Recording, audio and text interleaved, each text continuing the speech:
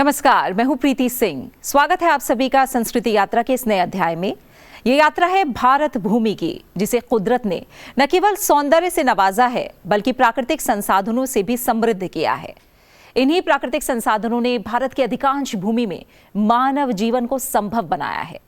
जीवन यापन में जल एक महत्वपूर्ण कारक है, बल्कि यूं कहें कि जल के बिना जीवन संभव ही नहीं है तो गलत नहीं होगा। स्वच्छ जल का सबसे विस्तृत प्राकृतिक माध्यम नदियां हैं। भारत में अधिकांश भाग में नदियों और उपनदियों की एक श्रृंखला है जो इस धरती को मानव जीवन के योग्य बनाती है। तो शुरू करते हैं आज का सफर और सबसे पहले एक नजर डालते हैं विभिन्न सांस्कृतिक गतिविधियों पर साप्ताहिकी में। नई दिल्ली में वरिष्ठ पत्रकार, संपादक और साहित्यकार श्री अच्युतानंद मिश्र के जन्मदिन के अवसर पर 2 दिसंबर को उनके जीवन पर केंद्रित पुस्तक अच्युतानंद मिश्र समावेशी शब्द साधक का लोकार्पण हुआ। इस पुस्तक का लोकार्पण कार्यक्रम इंदिरा गांधी राष्ट्रीय कला केंद्र में हुआ। इस अवसर पर IGNCA के अध्यक्ष राम बहादुर राय, सदस्य सचिव डॉक्टर सच्चिदानंद जोशी, कला निधि प्रभाग के अध्यक्ष व डीन प्रोफेसर रमेश चंद्र गौड़, माधवराव सप्रे संग्रहालय, भोपाल के संस्थापक संयोजक विजय दत्त श्रीधर, मध्य प्रदेश राष्ट्र भाषा प्रचार समिति, भोपाल के मंत्री संचालक कैलाश चंद्र पंत और प्रसिद्ध साहित्यकार प्रोफेसर चंद्रकला त्रिपाठी समेत कई साहित्यकार और पत्रकार उपस्थित रहे। कार्यक्रम के दौरान अच्युतानंद मिश्र के सहयोगी रहे साहित्यकारों और पत्रकारों ने अपने संस्मरण साझा किए। अपनी पवित्र आचरण से, व्यवहार से, कर्तव्य से विद्यार्थियों के लिए, कर्मचारियों के लिए, अध्यापकों के लिए उनके घर और दफ्तर के दरवाजे कभी बंद नहीं होते थे, खुले रहते थे। जिसकी जब मर्जी वो आए उनसे अपनी बात कहे, उनका समाधान वो कर देते थे। कि जिस व्यक्तित्व के ऊपर यह केंद्रित पुस्तक है वह शब्द का साधक है, और शब्द का साधक जो होता है वो बहुत परिश्रम उसे करना पड़ता है। शब्द की साधना और ब्रह्म की साधना में कोई अंतर नहीं। इस पुस्तक लोकार्पण कार्यक्रम में पुस्तक के संपादक डॉक्टर मनीष चंद्र शुक्ल और प्रकाशक जितेंद्र पात्रो भी उपस्थित रहे। कार्यक्रम की अध्यक्षता करते हुए IGNCA के अध्यक्ष राम बहादुर राय ने कहा कि अच्युतानंद जी को लेकर वक्ताओं ने जो विचार प्रकट किए हैं उनमें थोड़ी सी भी अतिरंजना नहीं है। अच्युतानंद जी का व्यक्तित्व सचमुच विराट है। पत्रकार के में रहते हुए, संपादक रहते हुए अच्युतानंद जी ने जो जन आंदोलनों में हिस्सा लिया है, जन आंदोलनों को मदद की है, लेकिन एक कार्यकर्ता की तरह से इन्होंने हम सब लोगों को प्रेरित किया। इस अवसर पर अच्युतानंद मिश्र जी ने भी सभी वक्ताओं के प्रति आभार प्रकट करते हुए कहा कि मैंने कोई नया काम नहीं किया, कोई अनोखा काम नहीं किया है। मैं आप सबके बीच से ही हूँ और आप सब मेरे लिए बहुत प्रिय हैं। मैंने कोई ऐसा नया काम नहीं किया है, कोई ऐसा अनोखा काम नहीं किया है जो इसके पहले किसी ने नहीं किया हो। मैं आप सबके बीच में से ही हूँ और आप सभी लोग मेरे बहुत प्रिय हैं। पुस्तक के बारे में राज्यसभा के उपसभापति श्री हरिवंश ने इसके फ्लैप पर लिखा, ये पुस्तक निस्संदेह पत्रकारों, पत्रकारिता के छात्रों, शोधार्थियों के लिए उपयोगी साबित होगी। हिंदी भाषा को बढ़ावा देने के उद्देश्य से नई दिल्ली में 1 दिवसीय हिंदी कार्यशाला का आयोजन हुआ। IGNCA के राजभाषा अनुभाग द्वारा आयोजित इस कार्यशाला का मुख्य विषय था राजभाषा की प्रगति कैसे संभव हो। इस अवसर पर गृह मंत्रालय में राजभाषा विभाग की पूर्व निदेशक मंजुला सक्सेना ने अपने विचार साझा किए। ये कार्यशाला न सिर्फ हिंदी के प्रति जागरूकता बढ़ाने का एक सशक्त माध्यम बनी, बल्कि राजभाषा के क्षेत्र में नई ऊर्जा और दिशा प्रदान करने में भी सफल रही। साप्ताहिकी के 7 रंगों से आगे बढ़ते हैं अपने अगले पड़ाव विशेष की तरफ। भारत में जीवनदायिनी नदियां तो बहुत हैं, पर इनमें से कुछ नदियां इतनी पावन हैं कि उनकी पूजा की जाती है। और ऐसे ही वंदनीय नदियों में सर्वोपरि है उत्तराखंड के गोमुख ग्लेशियर से निकली और 2500 किलोमीटर का मार्ग तय करके बंगाल की खाड़ी में समा जाने वाली मां गंगा। भारत में गंगा नदी का इतना सम्मान है कि उत्तराखंड के उत्तरकाशी जिले में स्थित गंगोत्री धाम इनका मंदिर है, जहां मूर्ति रूप में मां गंगा की विधिवत पूजा अर्चना की जाती है। गंगोत्री मंदिर के कपाट हर वर्ष अक्षय तृतीया के दिन खुलते हैं और गंगोत्री क्षेत्र में अत्यधिक बर्फबारी के चलते दीपावली के पश्चात बंद हो जाते हैं। शीतकाल के लगभग 5 महीनों में मां गंगा की पूजा गंगोत्री से 28 किलोमीटर पहले जिला मुख्यालय उत्तरकाशी की तरफ स्थित मुखबा गांव में होती है। आइए देखते हैं film Ganga a celestial journey from Mukhba to Gangotri के कुछ अंश।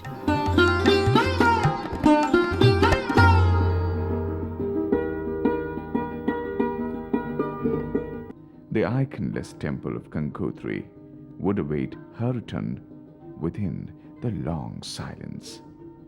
Yet, the nectar called Ganga flows by, streaming through Himalayas as her journey continues in an unending fashion. The splendorous blue sky, matted with cotton clouds, float over the snow-capped mountains. This inspires a sacred image and imagination. The silhouettes of Himalayan mountain ranges with the spread of shades and colors create an awe within. The Himalayas, the abode of God, remains a sacred retreat for sages and a spiritual refuge for the devout. Within the ambience of sublime tranquility, the quest emerges. How was the universe created? Whose hands fashioned this luring mystical nature? What was the sound of creation? One wonders at the sparkling light of the first dawn. The variance of nature, which stretches beyond the extremities. Somewhere the melting glacier sparks a sound within the deep silence, and again it resounds in the vast expanse of the sea. Yet the cosmic quest continues, like the young rivulet, which draws our mind nearer to the cosmic concept of the aquatic origin of the world. Yes, we are talking about the celestial Ganga, whose origin is smeared with mystical enigma. Ganga appears first at the Gomukh glaciers. In the trickling fashion, she is first seen and then soon turns into a gushing youthful stream. The mystical Ganga is no mere another rivulet of the Himalayas, which appears out of blue and then merges into a bigger identity. Rather, Ganga remains a river, which sketched a civilization all along her bank of 2,500 kilometers, through which she travels for more than 5,000 years. Ganga plunges from a height with roaring sound, and stone mounds whisper amongst themselves. This is a dialogue in stone, the aesthetics of the natural world. Themes and thoughts empowers an imagination. The sculptural interplay of shapes and contours of these stone mounds along her path create an exposition of a rare kind. She rolls and rocks and dances her way to Gangotri Dham, the sacred corridor of India with millennia-old nostalgia. Here the spirit of emancipation echoes within the sacred ambience. Devotees from near and far lands assemble here at Gangotri Dham to touch and experience the nectar called Ganga Jal, which strikes a tune within as the spiritual chord vibrates in sublimity. Bhagirathi, the other name of Ganga, never limits herself to the cosmic mysticism, but nurtures a civilization which even never sees its currency after millennia of its traverse, crossing some 2,500 kilometers. Ganga, the sacred breath of the people, remains a vibrant symbol of life and aspirations. People, while bathing in Ganga, do Naam Jap. Yet, Ganga has many names with which she has been referred throughout the ages since the Puranic era. Some of those celebrated names of Ganga are Akash Ganga, Vishnupadi, Bhagirathi, Janutanya, Tripatna, Trisrotha, Bhimasu, Tripatgamini, Devanadi, Hemavati, Janukanya, Janavi, and many other names which are associated with Puranic legends enveloping Ganga in her subtle and crass forms. However, according to Puranic belief, it was Raja Bhagirath who brought Ganga onto the earth to facilitate the pacificator rites of his ancestors. Gangotri remains the sacred land where Ganga descended. Here near Shrikanta Parvat, Raja Bhagirath did his penance. Snowy peaks flank this sacred geography. The slopes of the mountain are clothed with varied vegetation, yet it invokes a spiritual sensation as we find the Ganga. At Gangotri, all are waiting for Gangaji to arrive. Shops are opened as soon Gangotri would be flooded with devotees. Gangaji arrives now at Gangotri, her home in summer days.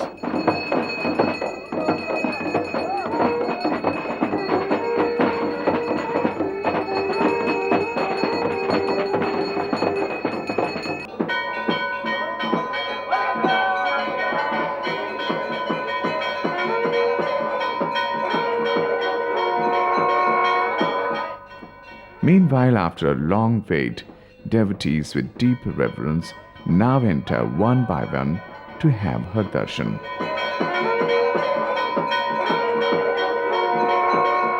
People stand in queue with flowers and puja thali in their hand, and the Mangalic atmosphere brightens up the human aspirations. This is a celebration all around the Gangotri.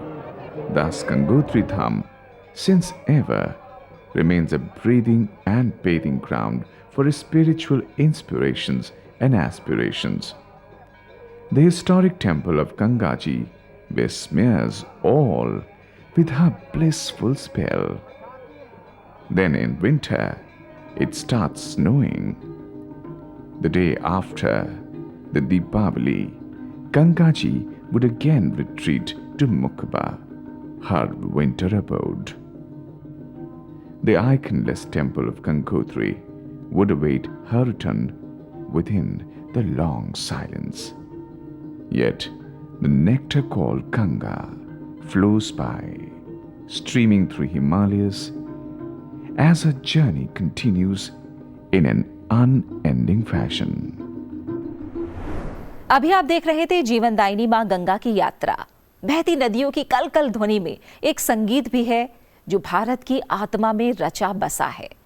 संगीत हमारी सहज अभिव्यक्ति का एक सशक्त माध्यम है, चाहे वो जन्म और विवाह के समय के मंगल गीत हो या शोक गीत, प्रेमी प्रेमिकाओं के विरह गीत हो या फिर प्रभु उपासना का भक्ति गीत। भारतीय जीवन के हर पहलू में संगीत है। भारतीय संगीत के विशाल सागर में शास्त्रीय, लोक भजन, गाथा और फिल्म संगीत के अनगिनत रंग समाहित हैं। इसी संगीत परंपरा की एक गहन साधिका हैं विदुषी कलापिनी कोमकली, जो हिंदुस्तानी शास्त्रीय संगीत की दुनिया में एक जाना माना नाम है। आप महान संगीतज्ञ कुमार गंधर्व की सुपुत्री हैं, लिहाजा आपकी गायकी में पिता के गायन की विशिष्टता झलकती है। अपनी गायकी से कोमलकली जी ने श्रोताओं को हमेशा से सम्मोहित किया है और अपनी विशिष्ट शैली से भारतीय संगीत को एक नया आयाम दिया है। तो आइए आज की यात्रा के अगले पड़ाव धरोहर में सुनते हैं विदुषी कलापिनी कोमकली का मधुर शास्त्रीय गायन।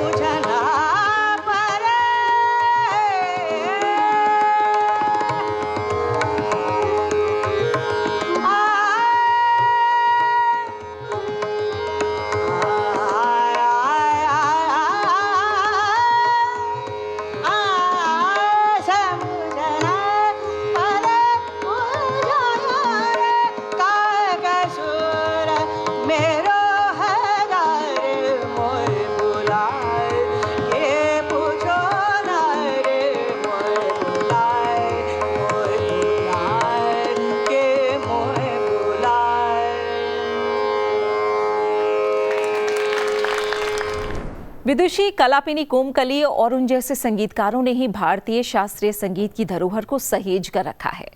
इसी प्रकार भारत की ग्रामीण धरोहर के संरक्षण करने की एक विस्तृत परियोजना संस्कृति मंत्रालय द्वारा चलाई जा रही है, मेरा गांव मेरी धरोहर। आज माटी सुगंध में आपको लेकर चलेंगे लद्दाख के गांव वानला। वानला गांव लद्दाख के लेह जिले में स्थित है। खूबसूरत वादियों और देवदार के पेड़ों के लिए प्रसिद्ध ये गांव यपोला नदी के किनारे बसा हुआ है। इस गांव का मुख्य आकर्षण एक प्राचीन बौद्ध मठ है। तो चलिए चलते हैं प्राकृतिक सौंदर्य से परिपूर्ण वानला गांव की ओर।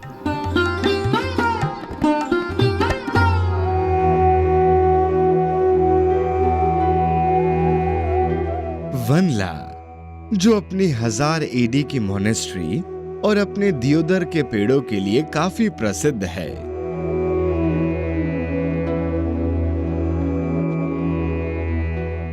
गांव में कुल 170 परिवार रहते हैं और गांव की जनसंख्या 1015 है।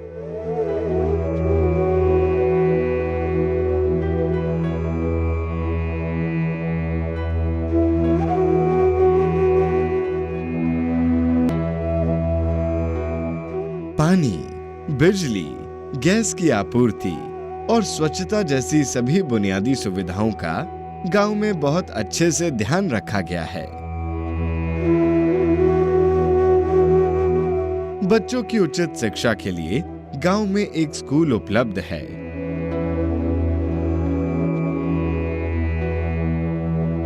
गांव के खेतों में बोई जाने वाली मुख्य फसलें गेहूं, मटर और आलू है। वनला गोम्पा रिज पर एक ऐतिहासिक बौद्ध मठ है जो भारत के लद्दाख में वनला गांव का ताज पहनता है। माना जाता है कि मठ का निर्माण लगभग 1000 ईस्वी पूर्व हुआ था। उस समय के दौरान एक संत लामा रिनचेन जांगपो ने बुद्ध की शिक्षाओं की तिब्बत में अनुवाद किया। इसका छोटा लेकिन प्रभावशाली रूप से संरक्षित 3 मंजिला अवलोकितेश्वर मंदिर लद्दाख में बचे हुए सबसे पहले ज्ञात द्रिगुंग कांग्यू प्रार्थना कक्षों में से एक है। मठ 11 सिरों वाले महाकरुणा या अवलोकितेश्वर की 3 मंजिला प्रतिमा है। गोम्पा में बुद्ध, बौद्धोत्सव और मंडलों के कई चित्र भी हैं। मठ को लद्दाख के सभी मठों में सबसे धन्य माना जाता है और बुद्ध का आशीर्वाद लेने के लिए इस मठ में दुनिया भर से लोग आते हैं। –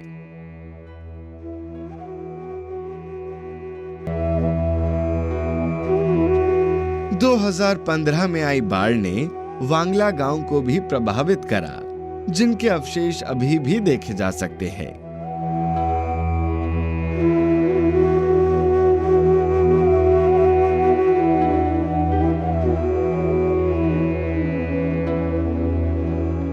लकड़ी पर नक्काशी करना लेह में अधिक प्रचलित है।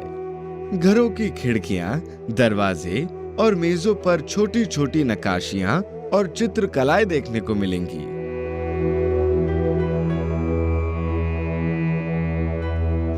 गांव में पत्थरों पर भी नक्काशी करी जाती है। ये कला हजारों सालों से चलती आ रही है। गांव में कई त्योहार मनाए जाते हैं, जैसे कि लोसर उत्सव और कुंडिक उत्सव। लोसर लद्दाख का एक महत्वपूर्ण त्योहार है। उत्सव लोग नृत्य और संगीत प्रदर्शन लोगों के जमावड़े के साथ किया जाता है। लद्दाख के विभिन्न मठों में भी विशेष समारोह आयोजित किए जाते हैं। उत्सव शुरू होने से पहले घरों की सफाई की जाती है और विभिन्न प्रकार के भोजन तैयार किए जाते हैं, जिन्हें त्योहार के दिनों में प्रियजनों के साथ साझा किया जाता है। कुंडिक महोत्सव त्योहार में भिक्षु 7 दिनों तक प्रार्थना करते हैं। ये त्योहार जून के महीने में मनाया जाता है। उत्सव नृत्य और संगीत प्रदर्शन लोगों के इकट्ठा होने के साथ किया जाता है। वनला अपनी संस्कृति, कला, परंपराओं, विरासत के लिए प्रमुख रूप से जाना जाता है। तो ये थी आज की हमारी संस्कृति यात्रा। आशा है आपको पसंद आई होगी। इस कार्यक्रम को लेकर आपके सुझाव हमारे लिए बेहद महत्वपूर्ण हैं, इसलिए अपने सुझाव हमें जरूर भेजें। हमारा ईमेल आईडी है sanskriti.ignca@gmail.com। आपसे फिर होगी मुलाकात संस्कृत टीवी पर अगले हफ्ते आज ही के दिन और इसी समय संस्कृति यात्रा के अगले एपिसोड में। तब तक के लिए नमस्कार।